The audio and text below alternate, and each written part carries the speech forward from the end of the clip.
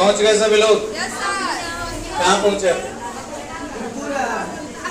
अगरतला, त्रिपुरा पहुंच गए? ये रहा आप लोगों का त्रिपुरा। त्रिपुरा की राजधानी अगरतला। अगरतला त्रिपुरा का सबसे बड़ा शहर है। और अगरतला में क्या होता है? जैविक खेती होती है। अगरतला में जैविक खेती होती है। जैसे हम सब आप लोगों को बताए थे कि सिक्किम में भी जैविक खेती होती है, वैसे आप लोगों का जैविक खेती कहाँ होती है? त्रिपुरा के अगरतला। जैविक खेती के लिए सबसे प्रसिद्ध अगर कोई जगह है तो अगरतला। एक शहर वाइज अगर देखा जाए तो अगरतला में सबसे अच्छा जैविक खेती होती है। यहाँ पर बहुत अच्छे से ये लोग अपना खेती होती करता है। देखो मेजोरिटी वाले ये सारे प्रदेश है। कैसे प्रदेश है सब? मेजोरिटी वाले। इन लोगों को उस आधार पे अपने भारत में मिलाया गया है कि जो आपकी संस्कृति है वो आपकी रहेगी, आपके संस्कृति से हम लोग छेड़छाड़ नहीं करेंगे। लेकिन इन सब लोगों की संस्कृति से छेड़छाड़ हुआ है। ये लोग त्रिपुरा वाले जो अपने भाषा रखते हैं, ये लोग अधिकतर भाषा में देखोगे तो इंग्लिश ही बोलते हैं।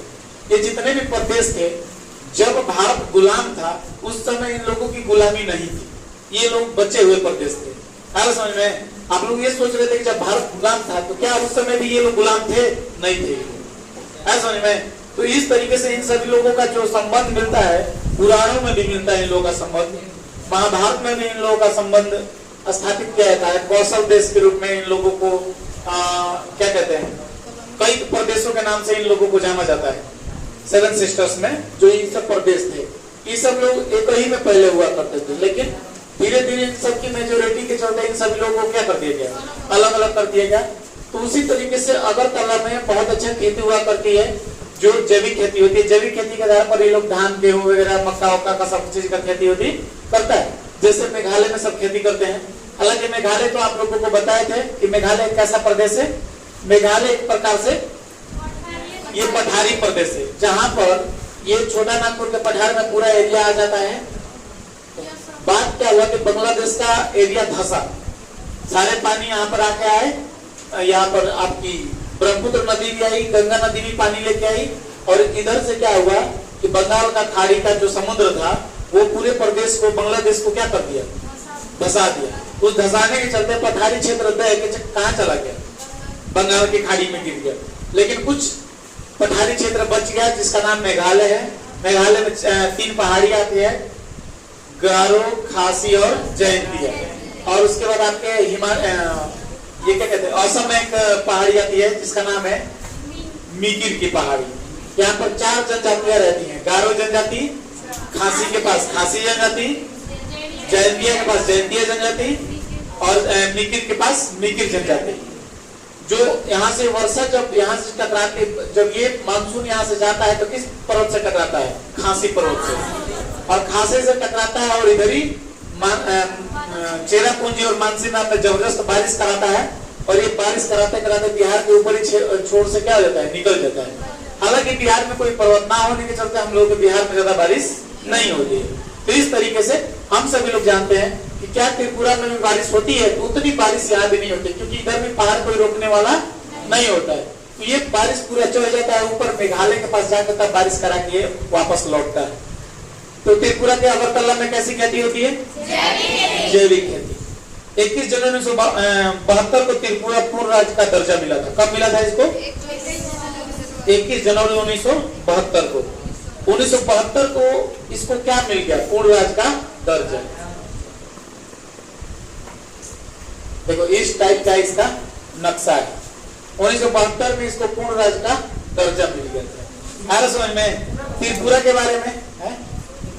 और त्रिपुरा के बारे में सबसे पहले उल्लेख महाभारत में मिलता है, जैसे कि आप सभी लोगों को पहले भी हम बता चुके हैं। लेकिन मेजोरिटी के आधार पर त्रिपुरा को रखा गया है। किसी भी प्रकार से इसमें कोई छेड़छाड़ नहीं किया गया। त्रिपुरा के शासकों का दावा है कि चंद वंश का यहाँ शासक हुआ करता था। किसका शासक हुआ करता था? चंद वंश का यहाँ शासक हुआ करता था। यहाँ पर जानकारी देने वाला कहता है कि 15वीं शताब्दी में त्रिपुरा अपने युग में ही बहुत प्रसिद्ध हुआ करता था। जैविक खेती के आधार पर ये लोग पहले से अपना चलते आ रहे थे। ब्रिटिश शासन के दौरान ये सब राज्य स्वतंत्र थे। ये लोग गुलामी का पाठ नहीं पढ़े थे। आप सभी लोग ये जान लीजिए, कभी कभी मेंस में, बीपीएससी के मेंस में ऐसा क्वेश्चन आता है कि भारत के किस प्रदेशों के कौन से ऐसे राज्य हैं जिन लोग ब्रिटिश शासन में भी वो लोग अंग्रेजों के गुलाम नहीं थे। तो ये लोग अंग्रेजों के गुलाम नहीं थे। आ रहा समझ में? नहीं तो और उसके बाद जितने भी राज्य आपके दिखाई दे रहे हैं सभी अंग्रेजों के गुलाम थे। ठीक है। त्रिपुरा में आदिवासी जनजातियां रहती है। कैसी जनजातियां रहती है? आदिवासी। अगरतला इसका क्या है? प्रमुख शहर है, जो सबसे बड़ा है, जो सबसे बड़ा है। आज समझ में? इसका क्षेत्रफल जो है 10,491 किलोमीटर स्क्वायर है। इसका क्षेत्रफल कितना है? 10,491 किलोमीटर स्क्वायर। ठीक है। आज समझ में? त्रिपुरा, इसकी जनसंख्या लगभग 40 लाख के करीब है। कितने हैं? जनसंख्या लगभग मान लो कि 40 लाख मान सकते हैं। ठीक है। और यहाँ की जो साक्षरता है, साक्षरता बहुत बेहतर है। 88% लगभग साक्षरता है। बहुत बेहतरीन साक्षरता दर वाला राज्य है त्रिपुरा। ठीक है।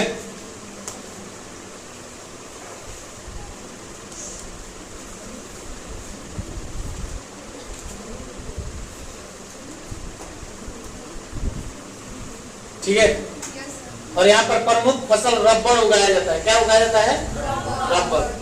केरल में भी आप लोगों को पता है कि सबसे अधिक रबर की खेती कहाँ होती है? केरल में। और दूसरे स्थान पे त्रिपुरा में रबर की खेती यहाँ हुआ करती है, त्रिपुरा में।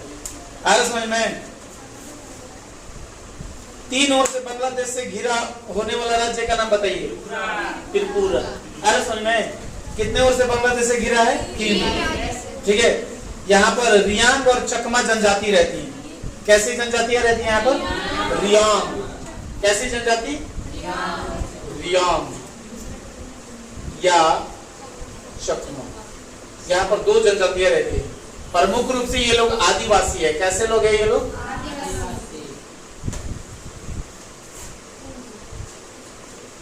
आदिवासी लोग। ठीक है। ये लोग क्या अंग्रेजों के शासनकाल में गुलाम थे? नहीं। ठीक है। त्रिपुरा तो पढ़ ही लिया। 7 सिस्टर में सारे राज्य मान के चलो। शिवालिक पर्वत यहाँ तक फैला हुआ है। शिवालिक का सबसे दक्षिण हिस्सा कहाँ तक है? त्रिपुरा तक। शिवालिक का सबसे दक्षिण हिस्सा कहाँ तक है? त्रिपुरा तक। ये जो शिवालिक पर्वत यहाँ से चढ़ के आ रहा है, ये पूरा दक्षिण में कहां तक फैला हुआ है? त्रिपुरा तक फैला हुआ है। समझ में? शिवालिक के दक्षिण हिस्से पे आता है कौन? त्रिपुरा। लिख लो। यहाँ पर गुमटी बांध और गुमटी वन्य जीव अभ्यारण्य, शिवालिक का ये दक्षिण हिस्सा है। और कौन जीव अभ्यारण्य है? गुमटी वन्य जीव अभ्यारण्य। कौन अभ्यारण्य है? गुमटी वन्य जीव अभ्यारण्य। इसमें 8 जिले हैं। त्रिपुरा में कितने जिले हैं? 8 जिले हैं। ठीक है। जनसंख्या 40 लाख लगभग। यहाँ की जनसंख्या कितनी है? 40 लाख। सबसे बड़ा शहर यहाँ का अगरतला। कौन है? अगरतला।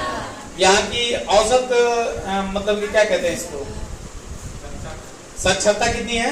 88%। कितने परसेंट? 88%। ये कैसे प्रदेश थे? मेजोरिटी वाले प्रदेश थे। कैसे प्रदेश थे? मेजोरिटी वाले। अब ये मेजोरिटी क्या होती है? मेजोरिटी का मतलब होता है कि आपको इस आधार पे भारत में मिलाया जाता है जब कहा जाता है कि आपको किसी हालत में हम लोग अलग नहीं करेंगे। आपकी जो संस्कृति रहेगी, आपकी जो भाषा रहेगी, वो भाषा आपकी रहेगी। हम आपको कभी भी अलग नहीं करेंगे। आप आइए, हमें क्या हो जाइए? मिल जाइए। आ रहा समझ में? चलो त्रिपुरा खत्म। मिजोरम। मिजोरम में आ जाओ। पहुंच गए मिजोरम?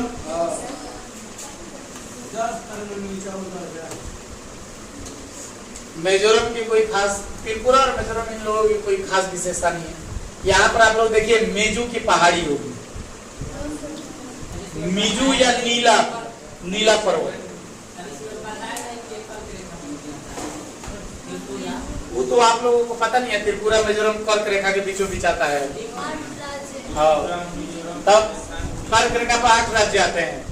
गुजरात, राजस्थान, मध्य प्रदेश, छत्तीसगढ़, झारखंड, पश्चिम बंगाल, त्रिपुरा, मिजोरम। अभी ये भी बताने वाली बात है, ठीक है। कर्क रेखा से देखो यहाँ से गुजरा हुआ है बीचों बीच, अगरतला से होकर कर्क रेखा गुजर रहा है, ठीक है। अगरतला के थोड़ा सा नीचे लुबंथुंग से, सॉरी उदयपुर से, हाँ उदयपुर शहर से जा रहा है, उदयपुर शहर से जा रहा है रास्ता, रोड, ठीक है। कोई दिक्कत? चलिए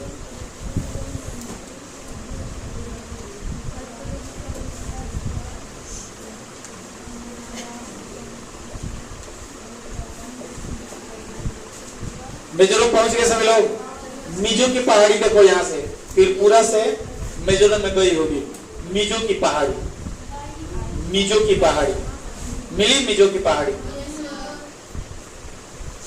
फिजिकल मैप में मिले। मिजो या नीला पर्वत, मिजो दिया है, ठीक है। मिजो या नीला पर्वत होगा, blue mountain, blue mountain English में लिखा होगा, हिंदी में मिजो या नीला पर्वत, ठीक है, दिया है। अब सुनिए इसके बारे में, ये बहुत बार क्वेश्चन पूछा है। ऐसे नहीं पूछेगा कि मिजो की पहाड़ी कहाँ है, अरे समझ में सीधा सीधे नहीं पूछता है, सीधे पूछता है ब्लू माउंटेन कहाँ है, अरे समझ में, तो वो बताना पड़ता है कहाँ पर, मिजोरम में। अरे समझ में कहाँ बताना पड़ता है, मिजोरम। वहां पर ऑप्शन भी देते हैं, ब्लू माउंटेन या नीला पर्वत। ब्लू माउंटेन या नीला पर्वत के बारे में आप रट के क्या करोगे? आजकल एग्जामिनेशन में जो क्वेश्चन पूछे जा रहे हैं वो स्मार्ट स्टडी वाला क्वेश्चन पूछे जा रहे हैं। देखो बोर्ड में और कंपटीशन में जमीन आसमान का फर्क है बच्चों। बोर्ड एग्जामिनेशन में कैसे क्वेश्चन पूछे जाते हैं, गाइड में जो छापा रहेगा उठा के दे देगा एग्जाम में, होता है कि नहीं होता है? बहुत सारे गाइड के क्वेश्चन कहाँ मिल जाते हैं, एग्जामिनेशन हॉल में। बोर्ड के एग्जाम हम लोग देते रहते हैं, अब वहां पर मिल जाता है, हम लोग भी छाप के आ जाते हैं। अच्छा, बहुत सारे लोग कहते हैं कि चीटिंग करने के लिए दिमाग चाहिए, तो क्वेश्चन भी तो सेट करने के लिए दिमाग चाहिए, चाहिए कि नहीं चाहिए बताओ? अब यहाँ पर होता क्या है कि हम सभी लोग थोड़ा सा, आप जैसे मान के लोग, आप सभी लोग को मैं मैथ पढ़ा रहा हूँ, अगर मैथ के कहीं से हम क्वेश्चन उठा कर अगर इधर से हम दे दे तो आप सभी लोगों को अब दिक्कत नहीं होगा। लेकिन शुरू टाइम में जब आप लोग आए थे हमारे पास, तो उस समय अगर मैथ आप लोगों को मुंह पे अगर ऐसे दे देता मैं, और अब बहुत सारे क्वेश्चन उठा कर हम बोल देते तो आप लोग को याद भी होता ना, तो इधर पहुंच नहीं पाते थे कि कौन कहाँ है। पहुंच पाते आप लोग? हम पूछ देते कि आप लोग पता है डिगबोई कहाँ है, तो आप लोग जानते हैं कि हाँ डिगबोई डिब्रूगढ़ में तेल और की कारखाना, माने वहां पर रिफाइनरी वगैरह लगाया जाता है, लेकिन है कहाँ ये तो पता नहीं। असम हम जानते, अब ये भी जान जाते कि किस राज्य में, असम में है, लेकिन हम लोग नक्शा के आधार पर अगर कोई आर्मी में जब आपका आर्मी का जब आपका होता है मेडिकल, तो उस समय आपका आंख का टेस्ट जब होता है तो बहुत सारे अक्षर यहाँ पर लगा दिए जाते हैं दीवार पे, आपको इतने दूर पे खड़ा करा के वहां पर आपका टेस्ट कराया जाता है कि आंख कैसा है। तो वैसे ही बड़े बड़े एग्जामिनेशन को आप फेस करोगे तो वहां पर आपको मैप दिखा के टेस्ट कराया जाएगा, क्या आपको भारत के बारे में पता है कि आप अंदाजे पर पढ़े हो, एग्जाम निकाल के आ गए। अरे समझ में, ये सब चीजें होती है। अब देखो बात क्या है कि बोर्ड एग्जामिनेशन में अगर चीटिंग करने के लिए लोग कहते हैं कि दिमाग चाहिए, तो क्वेश्चन सेट करने के लिए भी दिमाग उन लोगों के पास चाहिए। देखो बच्चे काहे नहीं पढ़ रहे बोर्ड एग्जामिनेशन, सब हल्का में ले ले रहे हैं। कारण क्या है, आई लोग जब कंपटीशन में आ रहा है तो कंपटीशन में इसको डिटेल से पढ़ना पड़ रहा है, तो लोग घबरा जा रहे हैं। क्या कह रहा है, अरे बाप रे हम इतना पढ़ेंगे, बस हम इतना नहीं पढ़ेंगे, हम रट के पास हो जाएंगे। भैया बोर्ड एग्जामिनेशन नहीं है ये, इसका नाम कॉम्पिटिटिव, हिंदी में इसको क्या कहते हैं हम लोग पता है आप लोगों को? ये प्रतियोगी परीक्षा में भी बहुत टफ प्रतियोगी परीक्षा इसको कहा जाता है, जो भी नौकरी वाले एग्जाम होते हैं। बोर्ड एग्जामिनेशन वाले एग्जाम बच्चों, हम आज भी फिर कह रहे हैं एक बार कि जितने टीचर होते हैं, जितने भी स्टूडेंट होते हैं, वो रट्टा मारने वाला पढ़ाई करते हैं और टीचर भी वैसे ही क्वेश्चन सेट करते हैं कि वो रट ले तो पास हो जाए। अब वही जब नौकरी वाले एग्जामिनेशन में आ जाता है तो उसका और इसका पेपर जमीन आसमान में अंतर हो जाता है। अगर बोर्ड में भी अगर ऐसे टीचर शामिल हो जाए जो क्वेश्चन को एकदम निचोड़ के सेव करे उसमें, और वो लोग सेट करे कि ताकि कोई बच्चा अगर हिस्ट्री का अगर क्वेश्चन पूछा जा रहा है तो हिस्ट्री का एक एक चीज अगर वो नहीं जानता है तो उसे क्वेश्चन ही ना बने, ऐसा क्वेश्चन सेट करे। समझ में, टीचरों को ये चाहिए। लेकिन आजकल के टीचर मतलब सब लोग आराम ढूंढता है, बच्चे भी आराम ढूंढते हैं। मार्केट में बहुत सारे गाइड मिल रहे हैं, आप देखोगे उठा के तो बहुत सारा क्वेश्चन उसी का एग्जामिनेशन हॉल में आ गया है। चलो नौकरी वाले एग्जाम में थोड़ा दिखाओ कितना गाइड से आता है, किसके गाइड से आता है। एक भी गाइड से ना 2 को 4 को क्वेश्चन मिल जाए बहुत काफी है। जितना भी आप लोग लेके, कोई रुकमनी का सेट मार रहा है, कोई प्लेटफॉर्म का मार रहा है, कोई यूनिक का मार रहा है, कोई किसी का मार रहा है ना लोग लेके, एक सेट काम नहीं करने वाला है किसी का भी। एक वो क्वेश्चन नहीं आएगा दोबारा किसी भी नौकरी वाले एग्जाम में। इसी से कहा जाता है कि किसी भी कंपटीशन के लिए आप लोगों को क्या चाहिए, बढ़िया तरीके से पढ़ाई करो, अपना बेस मजबूत करो, जीके जीएस को स्ट्रॉन्ग करो। मैथ और रीजनिंग तुम्हारा 1-2 महीना में चाहोगे आराम से कर लोगे। मैथ रीजनिंग एक प्रकार से क्या है, उठा के तली से रख दिया गया कि हम इतने ही से क्वेश्चन पूछेंगे, उससे ज्यादा और कुछ होता नहीं है। आप अगर तगड़े तरीके से पढ़ाई करोगे तो 1-2 महीने में मैथ रीजनिंग का बेहतर तैयारी कर सकते हो, जाके एग्जामिनेशन भी निकाल सकते हो। इस धरती का कोई ऐसा एक एग्जाम बताओ बिना जीके जीएस का बनता है? पूरे भारत में कोई ऐसा एक एग्जाम बताओ जो बिना जीके जीएस का बनता हो? जीके और जीएस, बिना जीके और जीएस का कोई एग्जाम नहीं है। और तभी तुम पकड़ पाओगे जब तुम बेहतर तरीके से क्या करोगे, पढ़ोगे। अब ये चीजें बच्चों को आप समझाइएगा तो आजकल के बच्चे बहुत हो रहे हैं तेज। मार्केट में खाली पैसा बर्बाद करने कहा जाता है। 200 रुपया फी नहीं जमा करेगा, मार्केट से 300-300 रुपए का गाइड खरीद के लेके आएगा, उसी को पढ़ के खुद बर्बाद होगा, आने वाली पीढ़ी को भी क्या करेगा, बर्बाद करेगा। वो आपको सलाह देगा, क्या सलाह देगा पता है? आप पढ़ो मत, पैरवी के चक्कर में पढ़ के नौकरी लागल बा। वो तो खुद उसको पता नहीं कि पढ़ा कैसे जाता है और आपको सिखाने चला है कि पढ़ के नौकरी लगे। आपके सामने आपके समक्ष बहुत सारे लड़के पढ़ के नौकरी ले लिए, क्या वो लोग पढ़ने से नौकरी नहीं लगा कि नहीं लगा? लेकिन एक भ्रम फैला दिया गया हमारे समाज में कि इंटर मैट्रिक पास हो जाए नौकरी लगे। इंटर मैट्रिक पास होने से अगर नौकरी लगे के रही तो केहू पढ़े जा दोबारा ना। समझ में? अब ये चीजें बच्चों को आप समझाने का प्रयास करो, टीचरों को यहाँ समझाने का प्रयास करो, तो शिक्षकों को और बच्चों को आजकल दोनों लोगों को लग रहा है ना कि रट्टा ही जीवन है। ठीक है भाई, रटो। और उसी में पूछ दे, मान लो मेजो के पहाड़ी आप पढ़े हो, आप पूछ दे ब्लू माउंटेन, मार देला क्वेश्चन, पढ़ लिए ना आप। तो इस तरीके से चीजों को डिटेल से नहीं पढ़ोगे तो मैट्रिक इंटर के आधार पे आप कभी नौकरी नहीं निकाल सकते। एक ऐसा व्यक्ति बताओ जो इंटर में बढ़िया से पढ़ के नौकरी ले लिया हो बिना कंपटीशन पढ़े। क्योंकि इंटर में और मैट्रिक में आप क्या कर सकते हो, रट्टा मारने के अलावा कुछ नहीं कर सकते। जब तक से कंपटीशन में शामिल नहीं हो गए आप तब तक से कोई बेहतर नहीं कर सकते। अब पहले का जमाना बीत गया, से 2-3 साल पहले, 4 साल पहले क्या होता था? हाँ, उससे भी पहले 2000 के पहले बच्चों, 2000 के पहले क्या होता था? किसी को भी टांग के ले जाया जाता था, लोग पुगरा के गाला में घुस जाते थे कि हम नौकरी ना करेंगे।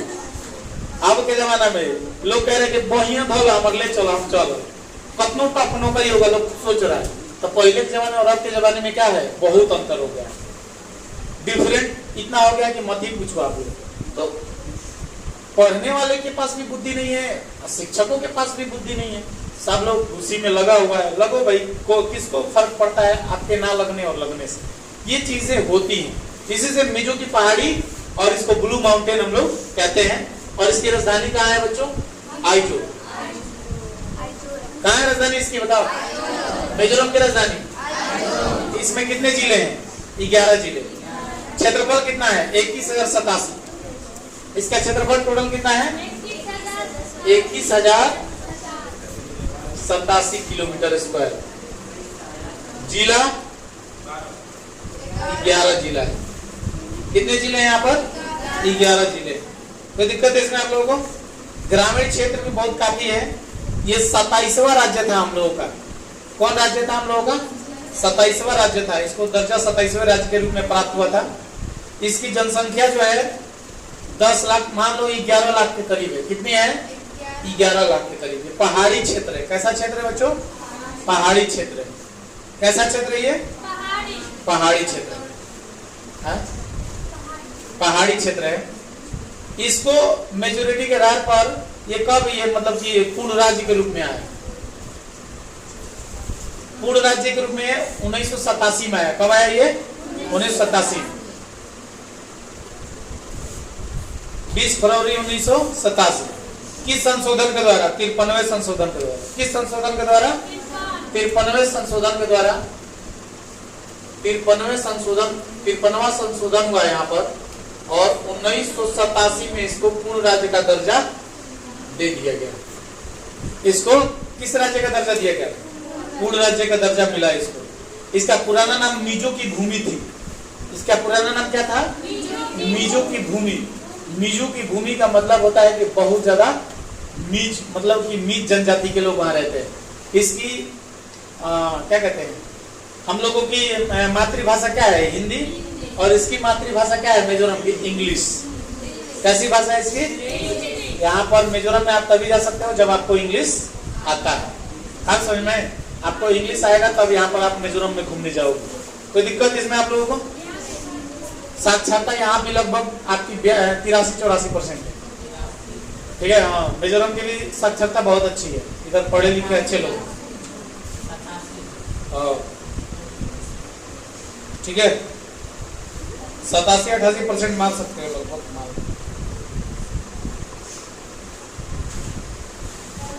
हो गया।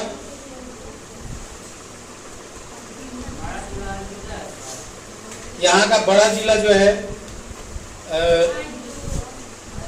लुंगलेई जिला है। हाँ, मिजोरम का सबसे बड़ा जिला लुंगलेई। लुंगलेई, लुंगलेई। ठीक है। इधर खेती उती कोई अधिक नहीं होती है। यहाँ शिवालिक पर्वत जो है इधर फैला हुआ है। आप सभी लोग देख सकते हो। इसके जस्ट बगल में म्यांमार है। क्या है बच्चों? म्यांमार। ये म्यांमार की ओर से पूरा घिरा हुआ है। कितने ओर से? 3 ओर से। देख रहे हो? इधर से भी म्यांमार, इधर से भी म्यांमार, और त्रिपुरा भी पूरा किससे घिरा हुआ है? बांग्लादेश से। त्रिपुरा भी किससे घिरा हुआ है? बांग्लादेश से। और मिजोरम किससे घिरा हुआ है? म्यांमार से। ठीक है। ये सब कैसे जिले थे? मेजोरिटी वाले जिले थे। कैसे जिले थे? मेजोरिटी। हाँ, मिजोरम भी कर्क रेखा पर यहाँ पर मौजूद है। आइजोल के नीचे से कर्क रेखा चम्फाई जिला से जाती है। चम्फाई जिला है वो है, वहीं से जाती है। ताइपेंग, इन सब का नाम जो है चाइनीज टाइप का है बच्चों। हाँ, चम्फाई जिला। इधर के लोग हिंदी नहीं समझते हैं। इधर के जो लोग होंगे ना मिजोरम के, जो सांसद आएंगे चुन के जो आते हैं, वो सब हिंदी ना बोलता है, सीधे इंग्लिश बोलता है वो लोग। इन लोग की प्रमुख भाषा क्या है? इंग्लिश है।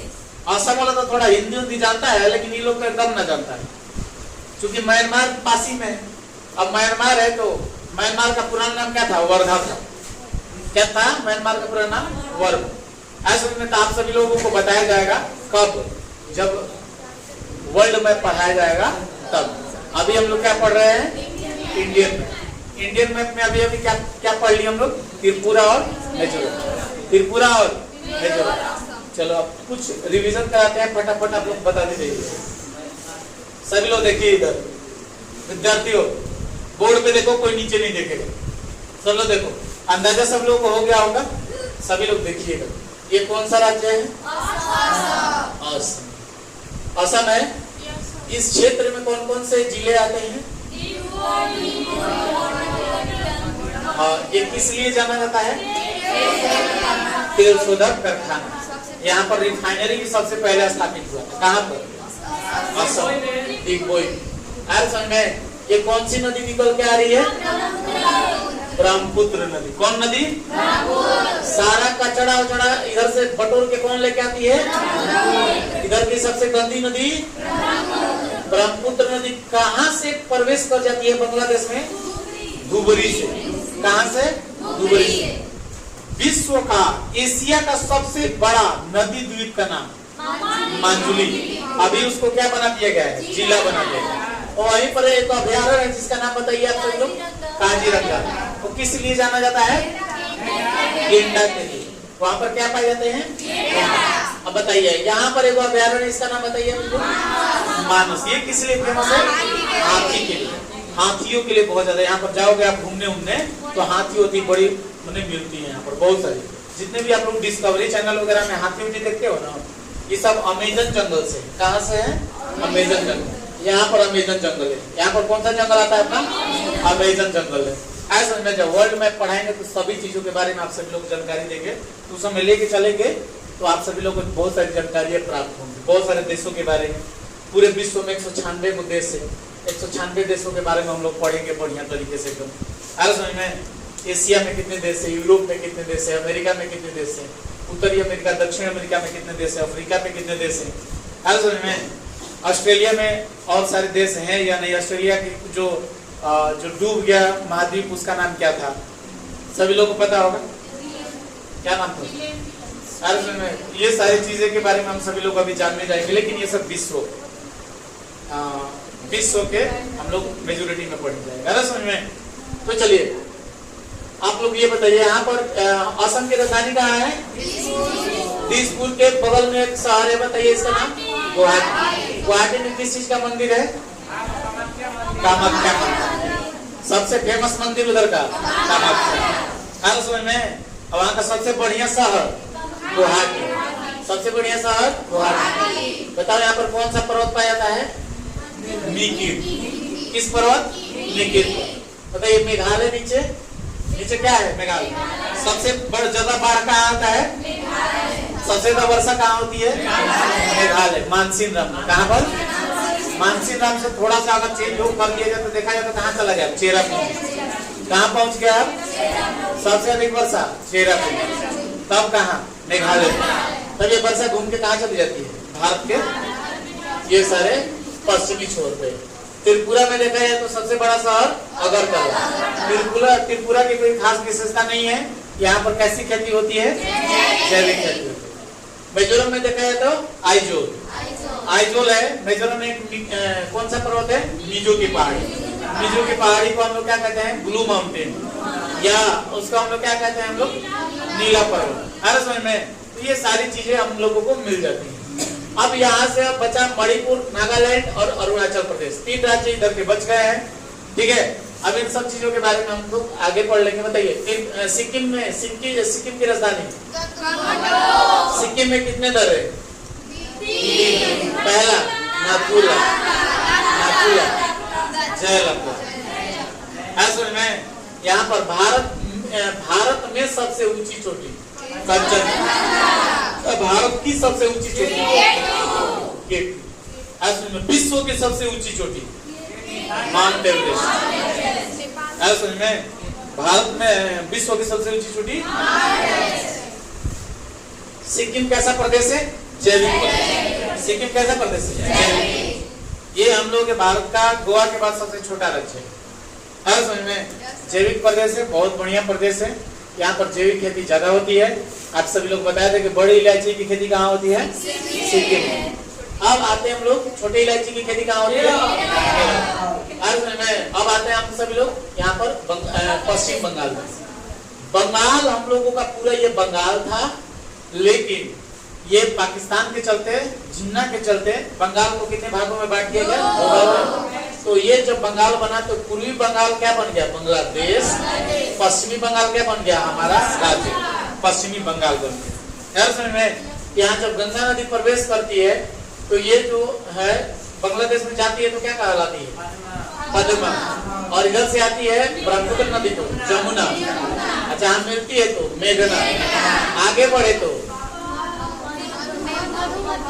मधुमती। जहाँ मिले तो आगे बढ़े तो मेघना। मेघना क्या कहलाती है? मेघना कहाँ की जाती है? बंगाल के। पश्चिम बंगाल का सबसे अच्छा जूट की खेती सबसे अधिक कहाँ होती है? पश्चिम। धान की खेती भी पश्चिम। चावल का कटोरा भी छत्तीसगढ़ को कहते हैं। चावल का कटोरा, चावल का कटोरा किसे कहते हैं? छत्तीसगढ़। अरे समझ में, सबसे अधिक आतंकवाद, सॉरी आतंकवाद नहीं, सबसे अधिक उग्रवाद छत्तीसगढ़ में। एक बस्तर का इलाका है छत्तीसगढ़ में। किसका इलाका है? बस्तर। बहुत ज्यादा इधर छत्तीसगढ़ में जिसका अब नीलगिरी पहाड़ी पढ़ना ही है, पहुंच ही रहे थे। चलो, तो मिजोरम के बारे में हम पूछते हैं आपको।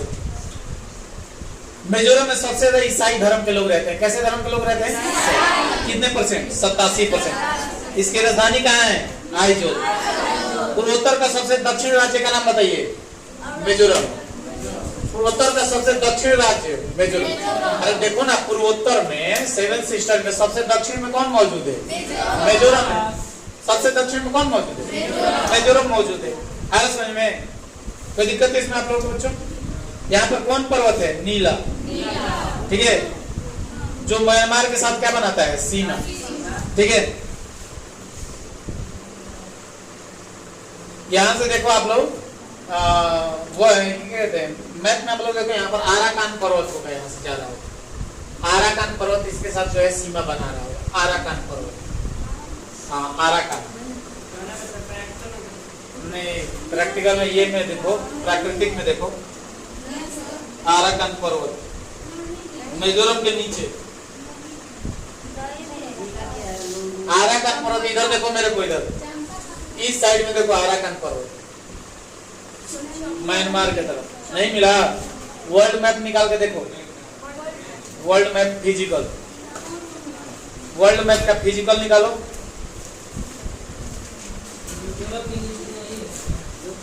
एशिया निकालो ना, एशिया, एशिया निकालिए। एशिया में देखो आप,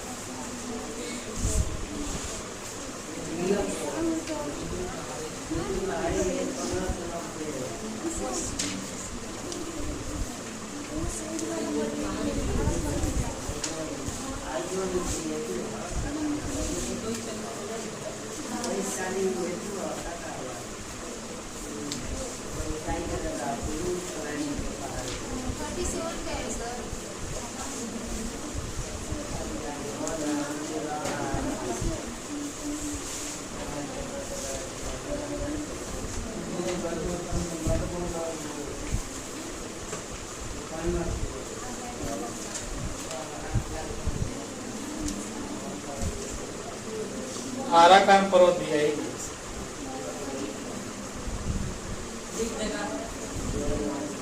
अच्छा चलो कोई बात नहीं।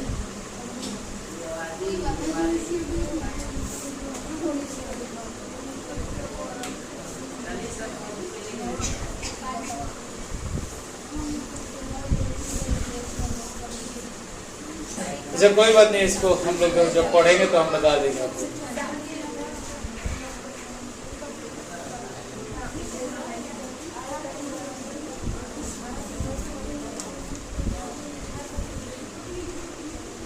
हाँ देखो यहाँ दिया है, पेज नंबर 44 में देखो, आराकान पर्वत म्यांमार में। देखो भारत, ये रहा आराकान पर्वत।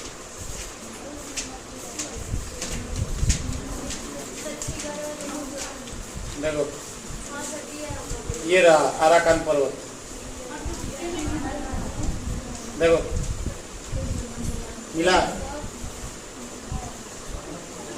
सभी लोग मिल गया आराकान पर्वत।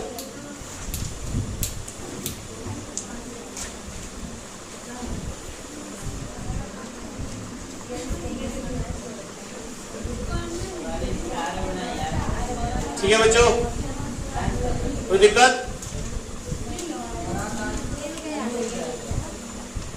आराकान पर्वत हम यहीं से दिखा दिए। दो इधर, दो इधर। पेज नंबर 44 निकालो आप। हाँ देखो आप लोग यहाँ पर दिया हुआ, देखो इधर।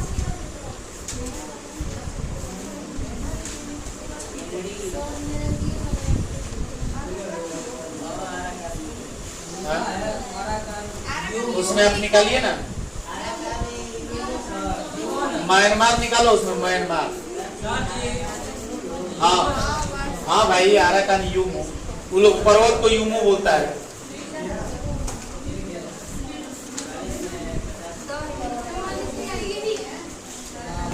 मिल गया सभी लोगों को? क्या? अरे सब उसकी छोटी है।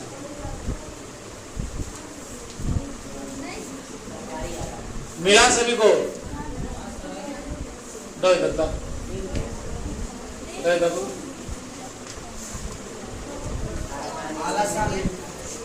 आरासान लिखा है, आराकान लिखा है तो आरासान। जो सोच रही हो वो नहीं है उसमें। दो इधर, जब सब तो अरे आती तो हमने भी टाइम का दीजिए कुछ।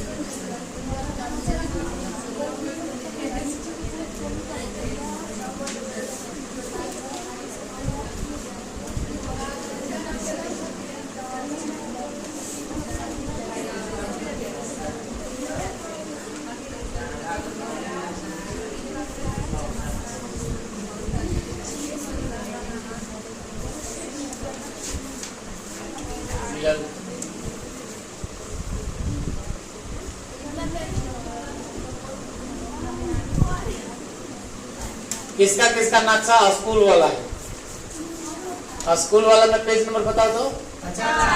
50 पे आराकान पर्वत मिला सभी को।